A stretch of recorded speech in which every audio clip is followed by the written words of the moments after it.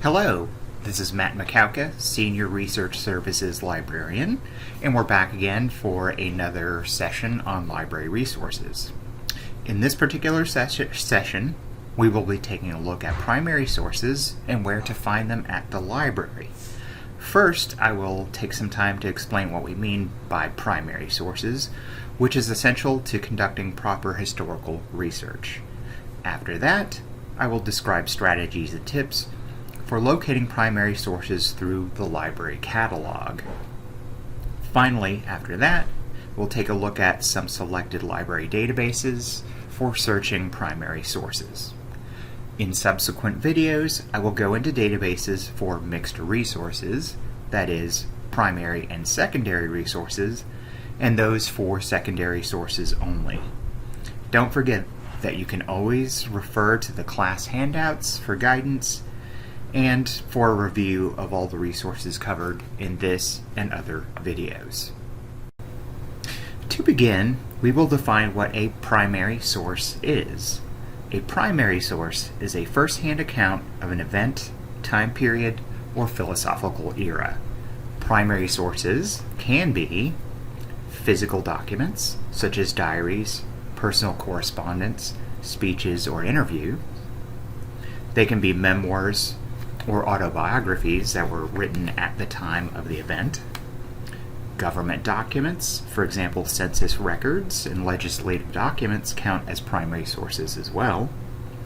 Books, journals, and news articles written at the time of the event in question qualify as primary sources too.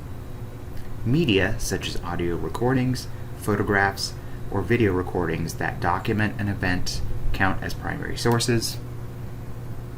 Research data documented during a scientific experiment is considered a primary source. And physical artifacts of all kinds, such as paintings, statues, architecture, household items, and items of clothing, just to name a few, count as primary sources.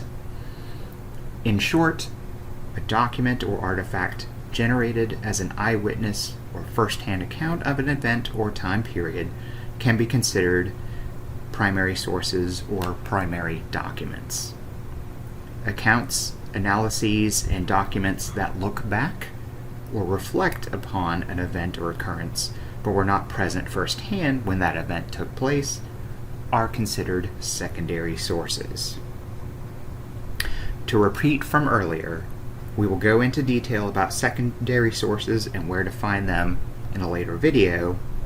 And if you'd like a more detailed overview of primary sources, I encourage you to take a look at the research guide that is linked on your handout that one of my fellow librarians put together. Now that we have some basic definitions out of the way, we will see how we can find primary sources at the library through the library catalog. The library has a considerable number of primary sources, many in the form of letters, memoirs, and first-hand accounts reprinted in books and e-books.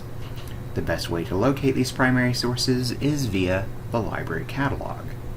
Because there isn't one simple filter for primary sources, no limiter that you can use in the Refine My Results area that you can click for primary sources, searching the catalog requires a bit of finesse. We advise that you will more than likely need to conduct multiple searches of the catalog using different combinations of terms before you find what you need. Before you search the catalog, it helps to have some familiarity with the event or historical figure you wish to research.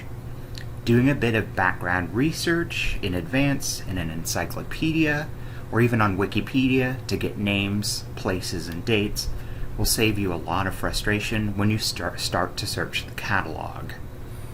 Right here I've got an example of a search I did on the French Revolution in an encyclopedic database called Gale Virtual Reference Library.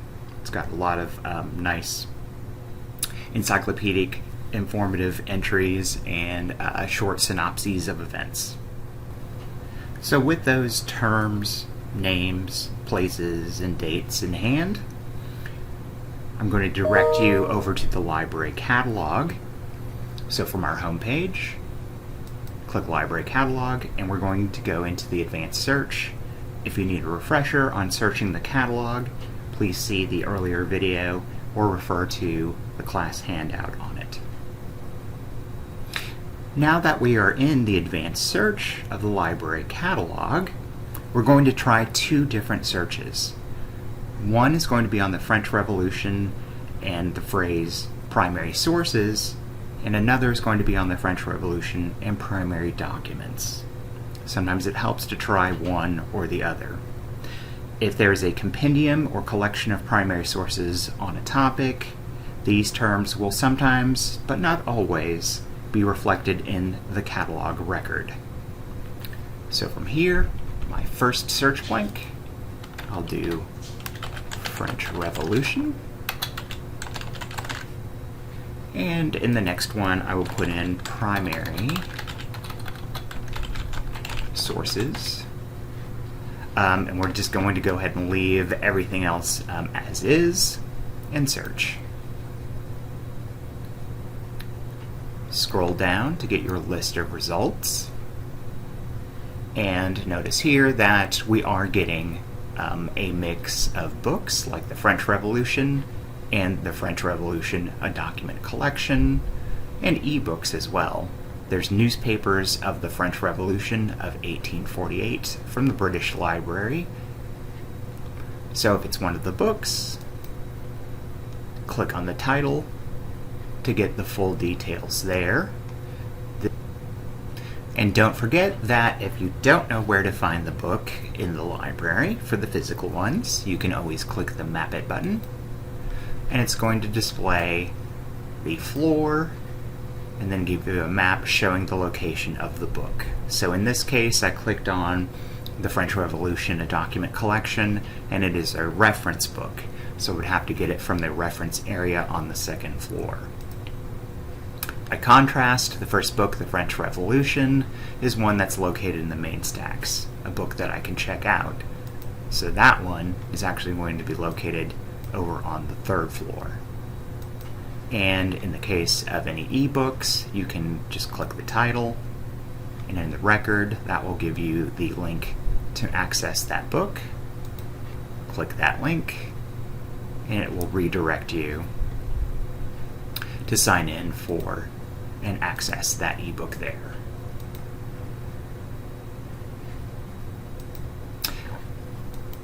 Back in your list of results, don't forget that if you want to save any of these items, be sure that you sign into your account.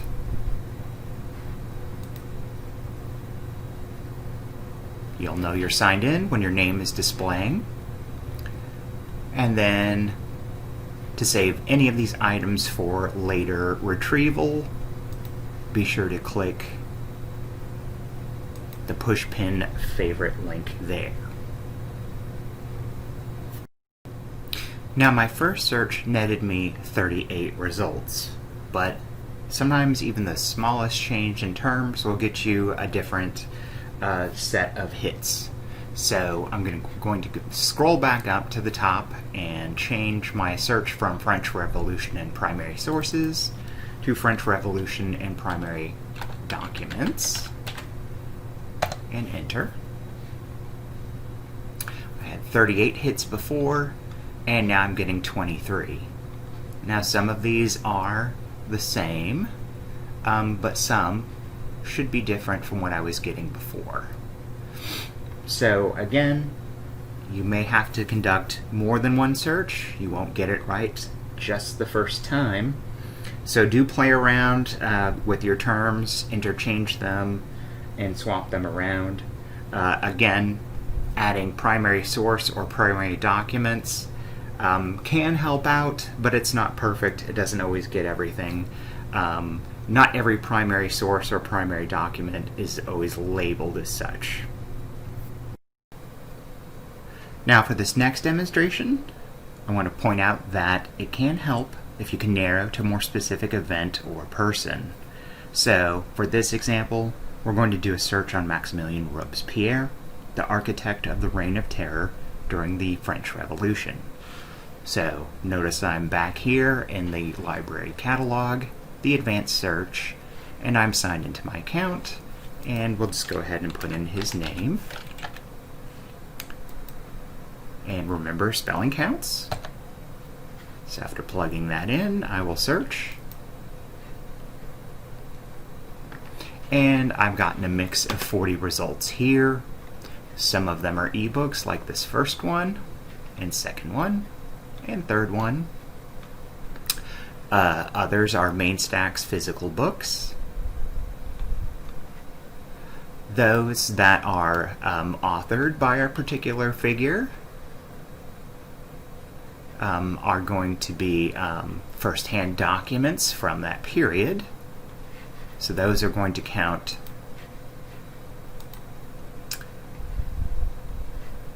as primary sources. But here's one, La Vie de Maximilien Robespierre, The Life of Maximilien Robespierre.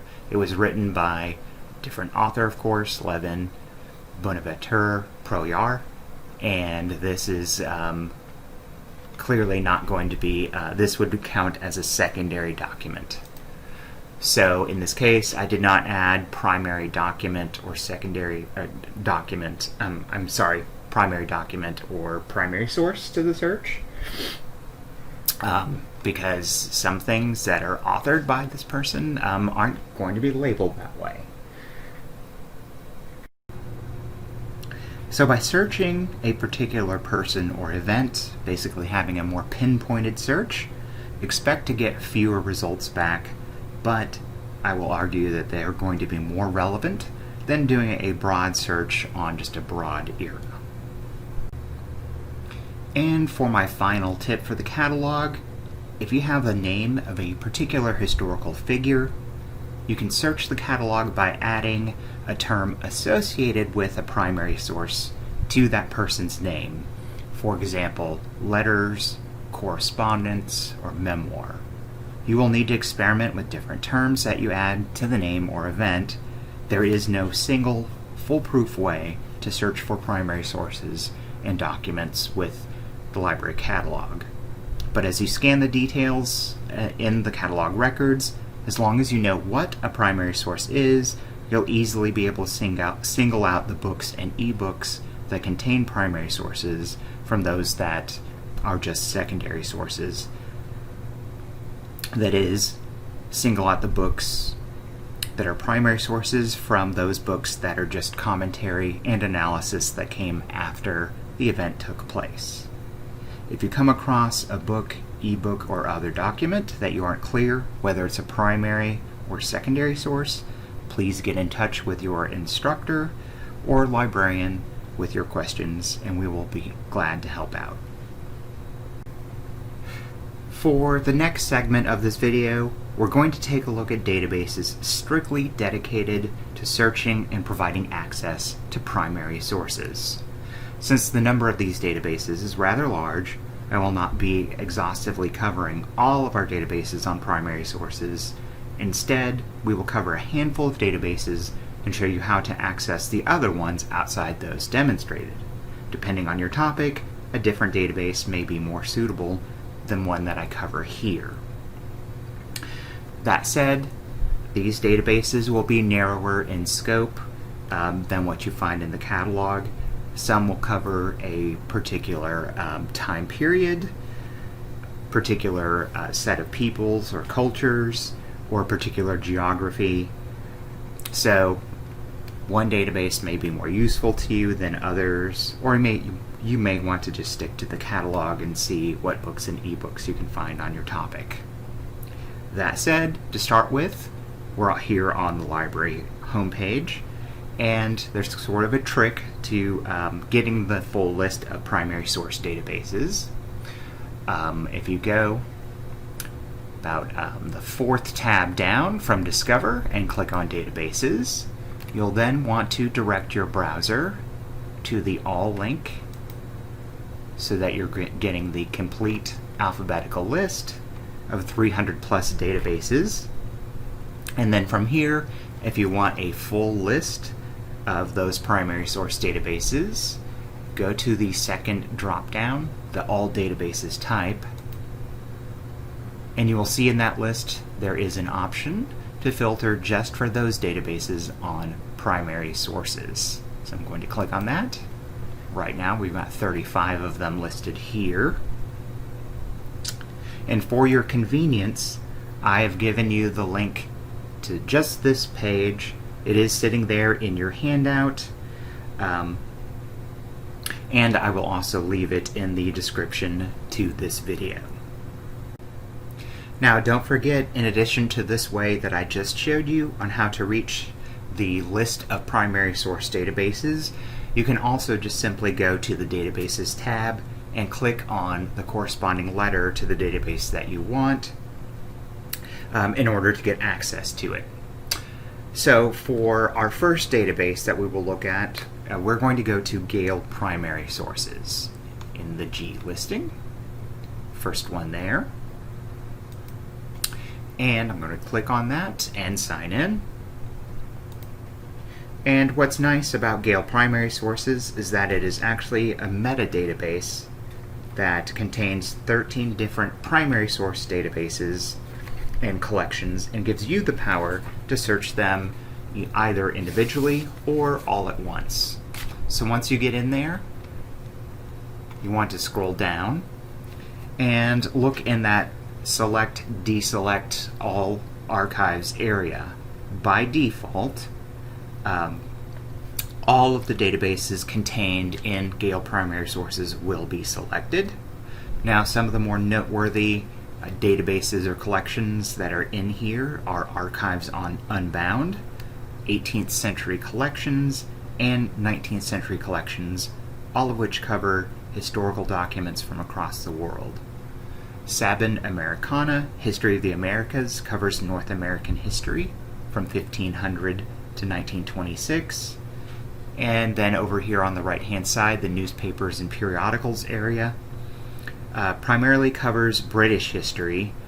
Some of the more noteworthy or perhaps familiar titles here, you've got the Listener Historical Archive, the Punch Historical Archive, the Times or London Times Digital Archive, and several more. Most of the publications over here cover mid-19th to late 20th century history, but some of them include 21st century history as well. So for our sample search in this database, we're going to look at a prominent figure in British history, Dr. John Snow. He was instrumental in discovering a cholera outbreak in London in the mid-19th century, and he's considered the father of modern epidemiology. So to begin, we're going to go to the advanced search. Notice a pattern here, just like we've done with the catalog. That's just so that I can get multiple options here. And let's put in his name, John Snow. And since that is such a common name, I am going to add some terms here. So let's go ahead and add cholera as well. Notice down below that if I want to limit by a particular source, library, document type, or language, I can do that. For now, for our purposes, I'm going to leave those untouched, and we'll search.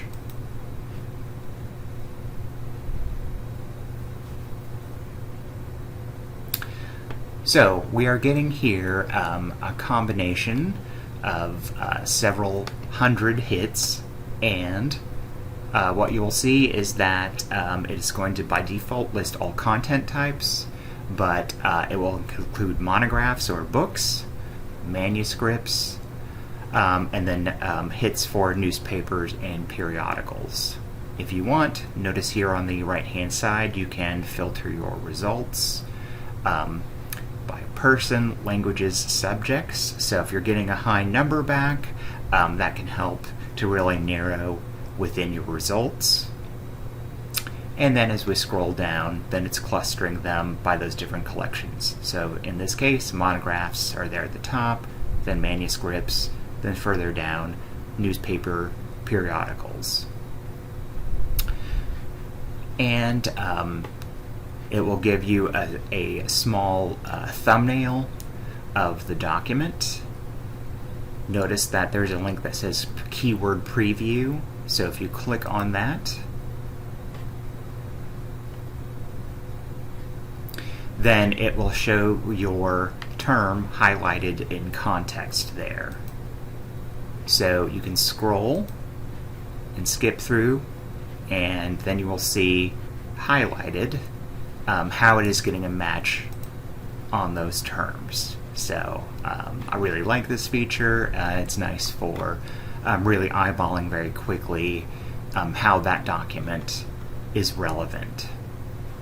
If you click on a document title, then that will allow you to access the full text. So here's the history of the cholera in Exeter in 1832. There's the front page, and then I can click and go page by page, and then notice there where it highlights my terms that I used to search. And for your permalink or permanent link and citation information, there at the top of that detailed record is a button that says Cite. You can click on that, and then it will bring up a box where you can choose MLA, APA, or Chicago styles. So pick your style. It will give you a pre-formatted citation, and you will notice that within that citation the permanent or stable link is included.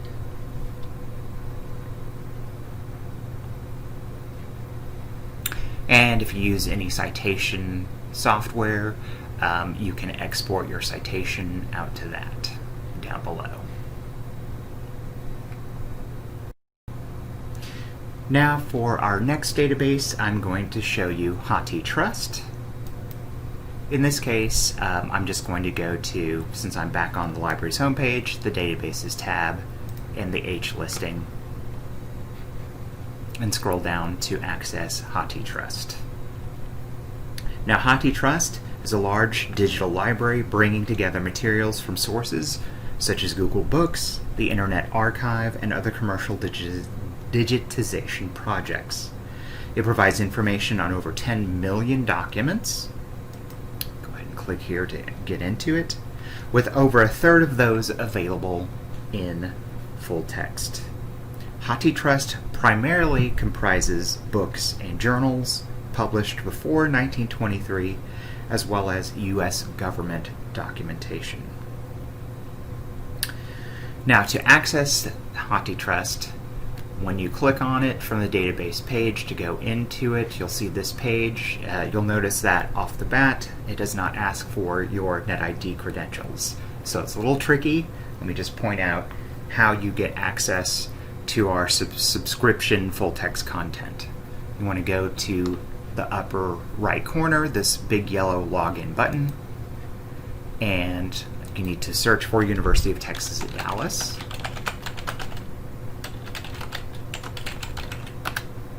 And continue. And once you've located us and punched us in, it will direct you to the UT Dallas NetID login and then grant you access. Now, you'll see from the front page, it, like many other databases, defaults to a basic search, but what we want to go into in this case is one of the two advanced searches. There's the advanced full text search, which will look at not just the subject terms and titles, but we'll search within the full text of the documents there, or there's the advanced catalog search. With that one, it's going to add things that we may not have access to, and it will just be catalog records. So probably if you're wanting just immediate access to that full text, is to go with the first option. And in this case, we're going to do a search on the whiskey ring scandal, which happened in the 1870s in the United States. I'm going to keep it fairly basic here. So I'm going to punch in whiskey ring and then just click the advanced search. It's actually the enter or submit button. Okay, so it's displaying the first 20 results out of over 706,000 results. What you will look for here is anything that says full view is something that we have full text access to. So I'm going to go to this Secrets of the Great Whiskey Ring, containing a complete exposure of the illicit whiskey frauds culminating in 1875. So I'll go to the full view.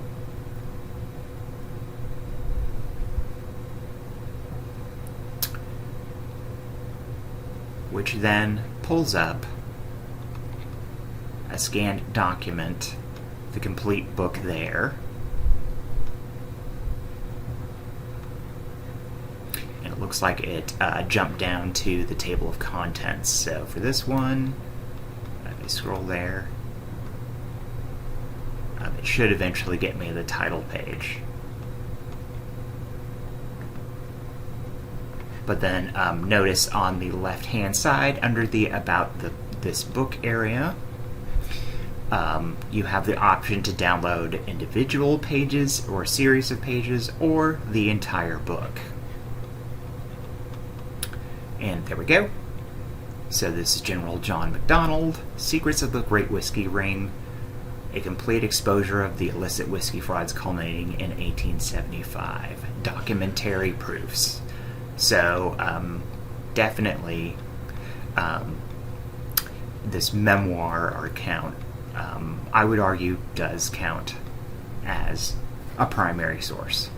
Okay, back here over on the left-hand side under About This Book, if you scroll down that column, under the Share area, this is where you will get your permanent or stable link to the document. And if you scroll back up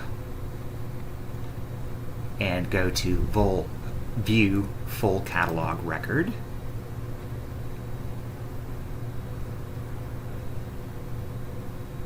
then you will get the complete bibliographic information that you'll need to assemble your citation. You can do that by hand. It gives you everything that you need here, or near the top of the page is a little ribbon icon, Cite This, and then that will bring up a box. It just includes only the APA and MLA formats, but if you can use that and redo that in Chicago or Turabian, then that at least gives you a baseline citation. And for my final search, I want to point out the newspaper databases. So back on the page for databases filtered for primary sources only, you will notice that we have quite a number of newspaper databases. Now, some of these are just dedicated to single titles. For example, there's the Dallas Morning News Historical Archive. You'll find similar databases for New York Times, the Times of London, Wall Street Journal, and Washington Post. Some other titles, though, are going to be databases, newspaper databases that collect multiple papers together. So, for example, there's African American newspapers, which documents cultural life and history in the 19th century. America's Historical Newspapers, which covers thousands of U.S. historical newspapers published between 1690 and 1922, including titles from all 50 states. And further down in that listing, there's also Newspaper Source Plus, which contains the full text of nearly 900 international newspapers and thousands of radio and TV news transcripts. This database, Newspaper Source Plus, primarily covers the mid-20th century up to present. So some of these newspaper databases, you will notice, contain just text only, and others contain digitized scans of the microfilm or the original newspapers, which means that they include both the text and images. It just all depends on which one that you're using. So, for my final demonstration, we're going to look at one of the more popular newspaper databases, and one of my favorites, the New York Times. So if I scroll down to the ends and click to access it,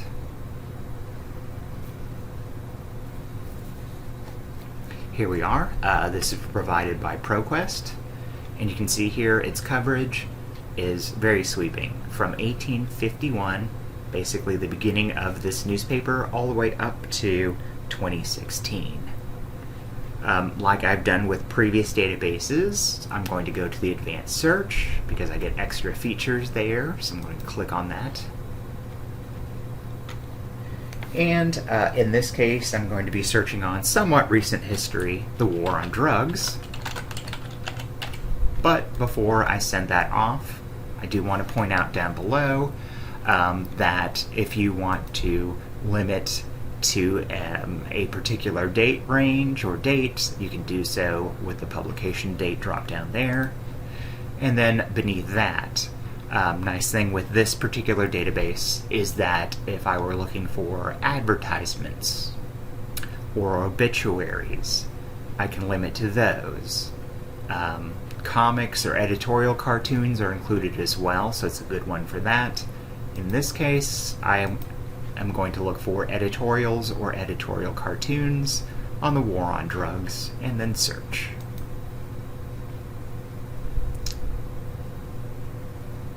And I have a little over, nearly 1,400 results. And you'll notice that the dates jump all over the place, so it is listing them by relevance, but if I want to re-rank those by most recent first, I can do that. I'm going to go back to relevance. Also notice that they give you this date range bar, so if you want to see in what decade the most articles showed up, or if you wanted to narrow to one of those, then you can just click on the bar there. Now, over on the right-hand side, it's going to show the first 20 first 20 results from your search, and it's giving you just a brief view. So, just like we've had with the other databases, click on the title to get into the detailed record. And from there, it's going to give you the PDF of the article. What I like about this particular newspaper database is if I move from the default full text PDF to the page view PDF,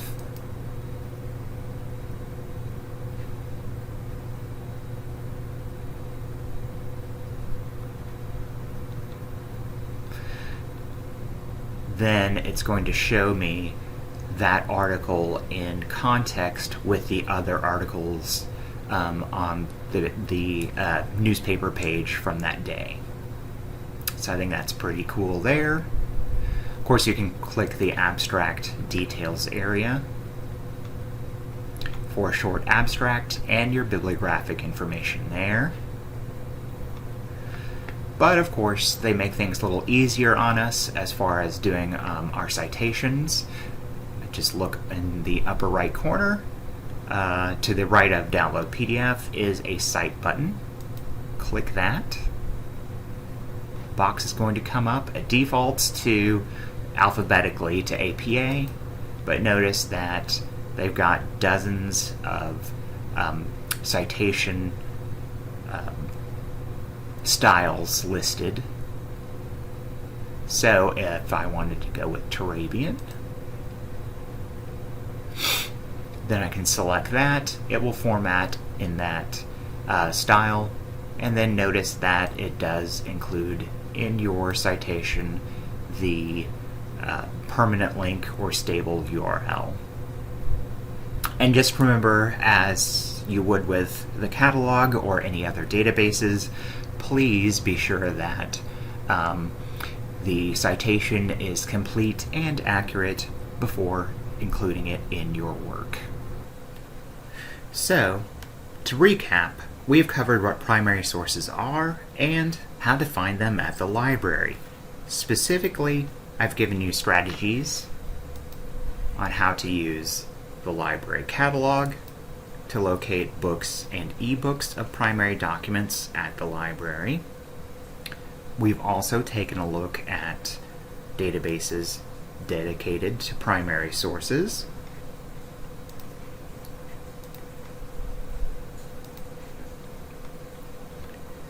And I've even demonstrated a few select databases for primary sources. You will notice that some look very different from each other and work a little differently from each other.